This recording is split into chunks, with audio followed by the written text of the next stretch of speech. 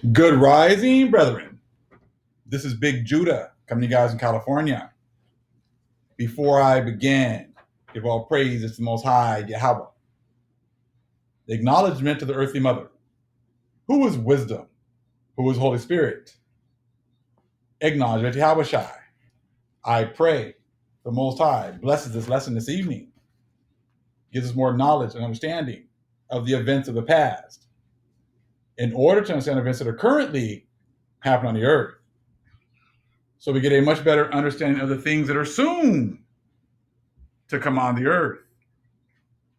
Brethren, we're going to take a quick look at this book, Earth Mind, and I'm going to show you a couple things about how sophisticated our people were in the past and how the other nations have been going all around the world trying to get our technology. Things were not as opposite of what they've been told or what we've been told. How they've pretty much showed us is what running around in tents and sandals and just kind of being Bedouins and not having like anything as far as any kind of technology in the movies and stuff like that. But when you start to look at the old megaliths, the pyramids, the things that they can't even reproduce today, that shows you that can be nothing further. There can be nothing further from the truth. Now, it kind of makes sense as, we're going to talk about how things like Raiders of the Lost Ark and how the Nazis were looking for the Hebrew artifacts, looking for the Ark of the Covenant in order for them to be able to win, World War II.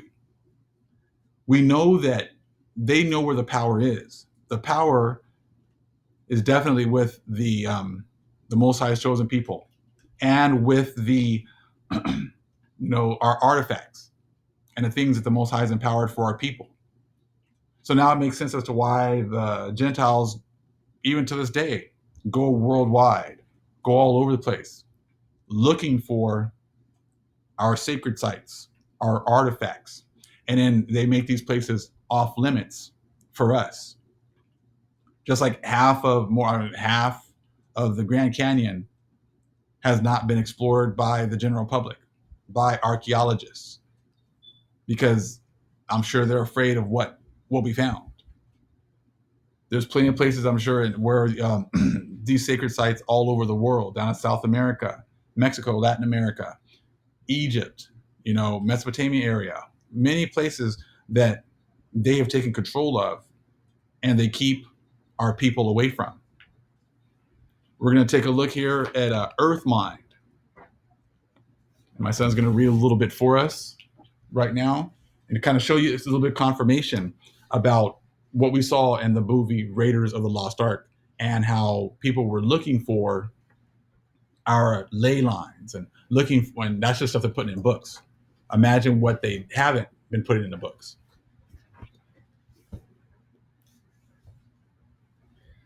This type of work at prehistoric sites was branded by British archaeology at lunatic fringe, as was ley hunting also.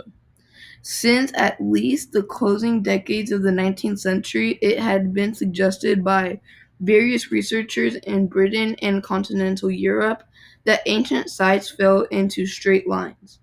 In 1921, the most comprehensive version of the theory was put forward by Alfred Watkins or Halford, a well-known businessman, photographer, and inventor. He thought the alignments were the remains of old traders' tracks laid down in the Neolithic period, roughly the 3rd or 4th millennium BC in Britain.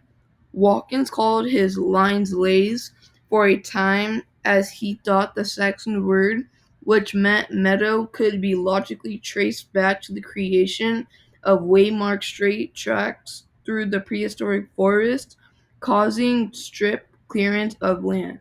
He published books on the subject, his main work being The Old Straight Track, 1925, which produced hostile reactions within archaeology, but elicited a positive response from many other people. A club was formed, and lay hunting enthusiasts carried out much fieldwork until the onset of World War II. Unknown to the British, similar work was going on at the same time in Germany, where the alignments were called Holy Lines, Hillage Linien. But unfortunately, this became contaminated with the rise of Nazism. So, as you can see right here, that the Germans were doing the same thing. Instead of ley lines, they called them holy lines. Holy, separated, sacred. They were looking for our lines as well. They were looking for our power lines as well. So now when you watch movies like Raiders of the Lost Ark, and when you see the Germans trying to, you know, get their hands on our artifacts in order to empower themselves, that shows you, this is just more confirmation that these aren't just far-fetched movie ideas. These are things that they were doing because they know the power that is in our ley lines. Now, something that I've been kind of listening to, and is a book called End of Days by Sinchin. And it's a lot of really interesting information. It's kind of like they go into a lot of the Sumerian texts, and they go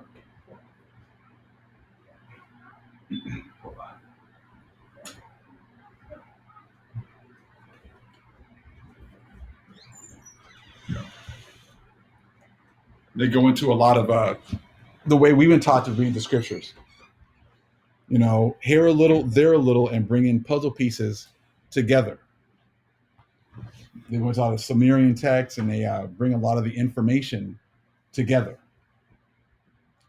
It's very, very interesting information, talking about the building of starports in Babylon, but then also going over into Peru and building starports over there.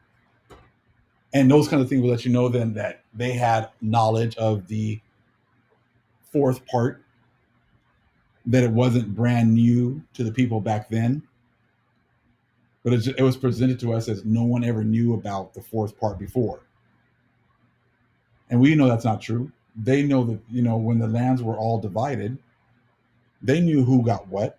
They knew who got the great lands, the hot and the hot and cold lands. So they knew that these places existed, but they also knew that they were not allowed to actually go to these lands. The Most High kept them away from these. That was all part of our covenant of keeping the other nations away from our lands and away from our people, so we could be holy and separate. Now, in this book, End of Days, chapter 6 was actually very interesting because it starts making connections between Sumerian texts and the Bible, and it talks about atomic weapons. And it's talking about how the atomic bombs being dropped on Hiroshima and Nagasaki were not the first nuclear bombs detonated in the world. In this particular chapter, it discusses how the first nuclear bomb was actually detonated in 2400, no, 2014, no, I think so, no, 2024 BC. So yes, it was saying that it was actually the first atomic bomb was detonated in 2024 BC when Abraham was 99 years old. And it talks about how when Abraham was visited by three angels, and they took him, and he was overlooking Sodom and Gomorrah, and they were having a conversation about, if you find, 50 righteous, will you spare the city? If you find 20 righteous, if you find one righteous, will you spare the city? It was connecting that with some other texts to give an even deeper understanding of what was going on. and how this was a controlled destruction, and how many people, many like the so-called learned, didn't really accept this understanding, and they made it sound as if it was like a natural occurring event that destroyed Sodom and Gomorrah. But actually, they said that there's a whole lot of evidence and proof that it was a controlled destruction, like with a nuclear weapon. I wanted to say that there was actually isotopes of, was it uranium 235 found there, which is like consistent with a nuclear blast. And there was some other information that goes that showing that there was proof, or that it seemed as if there was like some kind of like a nuclear reaction or nuclear blast that was there. And then they were talking about how something was called like a Gone with the Wind, because all these cities in Sumer were quickly deserted. Like the buildings were there was no destruction, but they were all deserted. The animals were gone, the people were gone, and there was like a death that was coming, but it was invisible. And they said that that was pretty much the radioactive gases that were going through and making people have to evacuate the areas, you know, immediately. And how this, I said, it was forcing people to have to run away, and many people were dying because of the radioactive gases that came from this nuclear explosion. Now it makes sense because you start to think, we know that you go all these Gentiles have been going all over the country. They're not always just digging up to get information. They're digging up to get technology. They're digging things up to get, technology that they did not have, that they did not have access to. Now remember, when they came over here, they didn't have a correct calendar. They had to come over here and steal our calendar, take it back over there, and rehash it and make it seem like it was if it was their calendar. So if they can't even get the days right, imagine like all the technology that they didn't have as well. These people were, they were very dirty. They were dying of plagues. They did not have the technological advances that we did. When the Spaniards got here, you took at the original text from when the conquistadors got here, that they saw a world that they had never imagined, a world that was way more technology advanced than anything that they had ever seen. So now when you start to put these, this information together, as far as like the Germans looking for, the holy lines, you start looking at, how they're going through Egypt and they're digging up places. They're going into South America and digging up places. They're going to Mexico, digging up places. They got to America, they did the same thing, finding cities of gold, finding, I'm sure, other materials that they need, that they never did have access to over in the three parts. So I found that to be a very interesting section in chapter 6. I mean, the whole book is actually very interesting, but chapter 6, I wanted to kind of bring that out, just about the nuclear weapons, and how they even talk about maybe even parts of the Dead Sea. Well, it would becoming a Dead Sea because of the because of the nuclear blast. They were talking about how the waters were bitter. Because you got radioactive gases, contaminating the water as well. So like I said, so everything that we've been taught is just backwards. We were taught that all this stuff was actually something. All these technological advances are something new, but are they really something new, or just something that the other nations are finally discovering? Our people were gifted and blessed with all of these technological advances from jump. That's why they were talking about in another video about how the sacred sites were in use before, because our people were using them. And then once our people fell and the other nations were raised up, they just became places of study, because we were the people who were given the knowledge and understanding on how to use these places, not the other nations. So all they could do is pretty much try to study them. So then it makes sense that it wasn't just people looking for ley lines in specific areas. They were looking for these ley lines worldwide, because they're all over the place. Then you start to get into that book, End of Days, and it's just like I said, it's got a lot of mind blowing information. It's stuff that you have to listen to multiple times, and that's why it makes sense as to how the Most High has given us this understanding. Like the Bible has like a lot of these stories, but these Sumerian texts seem to have expand on it much more. So it's kind of like when you get into the truth, you're into the Bible. You get a good understanding of the Bible, and then the Father sends the Holy Spirit, and she expands your knowledge to other books, other religious books, Book of Enoch, Jasher, Jubilees, Testament of the 12 Patriarchs, things like that.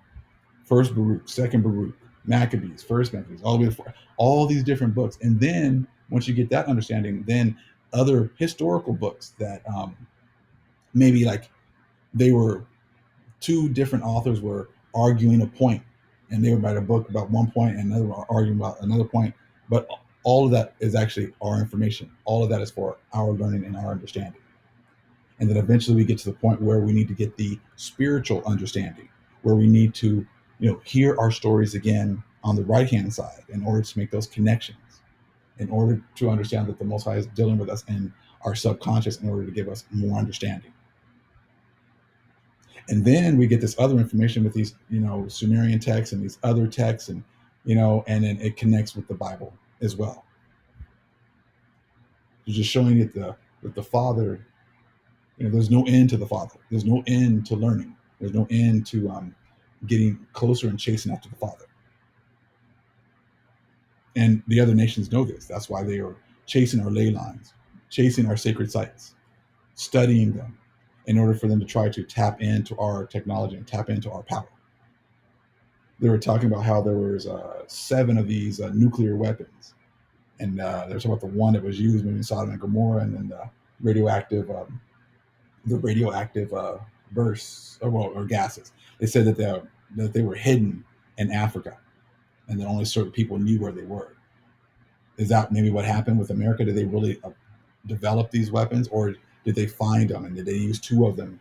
And Hiroshima and Nagasaki. Who knows? Did they get them and reverse engineer them with the help of angels, or the dark angels, the fallen ones, the fallen angels? I said, so there's many things to think about, but these books give so much more understanding. All praise is to the Most High Yahweh. Acknowledgement to the earthly mother. Who was wisdom? Who was Holy Spirit? Acknowledgement to Yahweh Shai. Shalom.